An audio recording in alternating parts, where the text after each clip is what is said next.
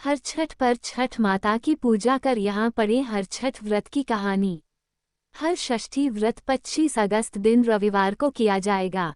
इस वर्ष भाद्रपद कृष्ण पक्ष षष्ठी तिथि 24 अगस्त 2024 दिन शनिवार को दोपहर 12:41 से आरंभ होकर 25 अगस्त 2024 दिन रविवार को दिन में 10:24 तक व्याप्त रहेगी।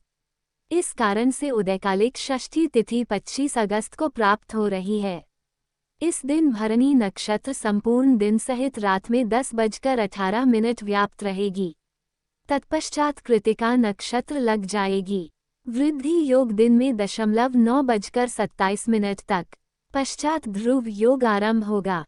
हर षष्ठी व्रत मध्याह्न व्यापिनी भाद्रपद षष्ठी तिथि में पूजा का विधान है। मध्याह्न में भाद्रपद कृष्ण षष्ठी होने से हल षष्ठी व्रत के लिए ये दिन पूर्ण प्रशस्त है। यद्यपि इसके पूर्व दिन 24 अगस्त को भी मध्याह्न में पष्ठी तिथि है, परंतु पंचमी तिथि से युक्त होने पर वह ग्राह्य नहीं रहेगा। पंचमी के स्वामी सर्प और पष्ठी तिथि के स्वामी पष्ठी देवी होने से वह उतना प्रशस्त नहीं माना जाएगा जितना कि सप्तमी से युक्त पष्ठी तिथि। यदि सप्तमी से युक्त पष्ठी तिथि में मध्याह्न प्राप्त हो तो वही तिथि हलषष्ठी व्रत के लिए ग्राह्य एवं शुभ कारक होती है, क्योंकि सप्तमी के स्वामी भगवान सूर्य है। पष्ठी और सप्तमी का संयोग इस व्रत के लिए सर्वोत्तम रहता है। इसलिए हलषष्ठी व्रत 25 अगस्त दिन रविवार को किया जाएगा।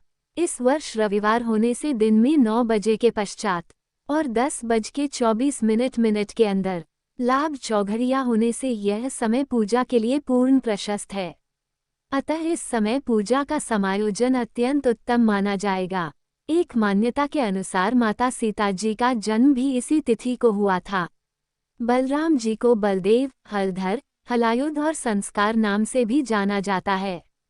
बलराम जी का प्रधान आयुध अर्थात हथियार हल और मूसल है। हर छठ का व्रत भाद्रपद माह के कृष्ण पक्ष की षष्ठी तिथि को मनाया जाता है। महिलाएं अपनी संतानों की दीर्घायु के लिए हल षष्ठी व्रत रखती हैं। इस दिन व्रत संतान की लंबी उम्र के लिए रखा जाता है। इस व्रत में महिलाएं दीवार पर पारंपरिक रूप से गोबर का छठ माता का चित्र बनाती हैं। इस दिन भगवान श्री गणेश जी और माता गौरा की पूजा करती हैं। मान्यता के अनुसार इस व्रत में इस दिन दूध, घी, सूखे मेवे, लाल चावल आदि का सेवन किया जाता है।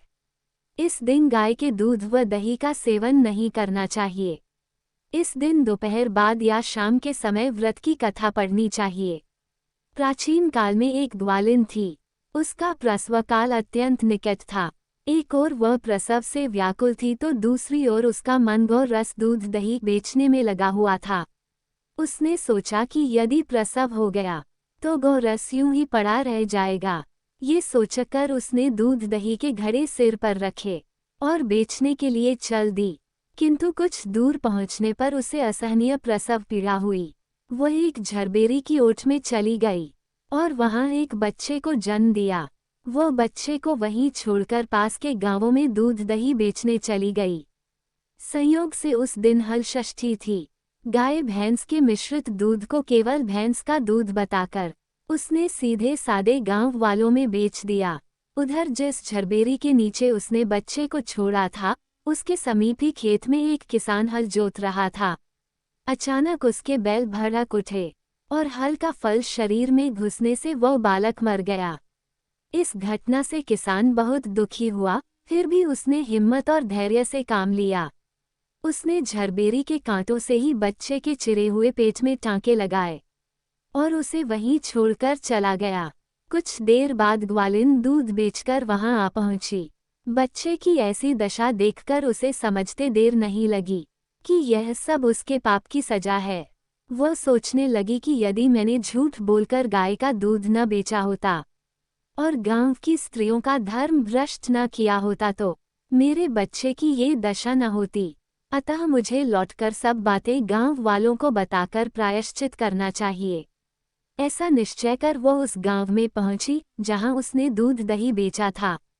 वह गली गली घूमकर अपनी करतूत और उसके फलस्वरूप मिले दंड का बखान करने लगी। तब स्त्रियों ने स्वधर्म रक्षार्थ और उस पर रहम खाकर उसे क्षमा कर दिया और आशीर्वाद दिया। बहुत सी स्त्रियों द्वारा आशीर्वाद लेकर जब वो पुनः झरबेरी के नीचे पहुंची तो ये देखकर आश्चर्यचकित रह गई कि वहां उसका पुत्र जीवित अवस्था में पड़ा है। तभी उसने स्वार्थ के लिए झूठ बोलने को ब्रह्म हत्या के समान समझा और कभी झूठ न बोलने का प्रण कर लिया। दोस्तों, ये जानकारी और यह कहानी आपको अच्छी लगी हो तो एक प्यारा सा कमेंट करके जरूर बताइएगा। वीडियो पसंद आई हो तो जल्दी से जल्दी शेयर जरूर कर दीजिएगा और अगर अभी तक अपने चैनल को सब्सक्राइब नहीं किया है तो प्लीज़ दोस्तों, आपसे रिक्वेस्ट है हमारे चैनल को सब्सक्राइब जरूर कर लीजिएगा। हमारा साथ देने के लिए आप सभी को तुमसे धन्यवाद।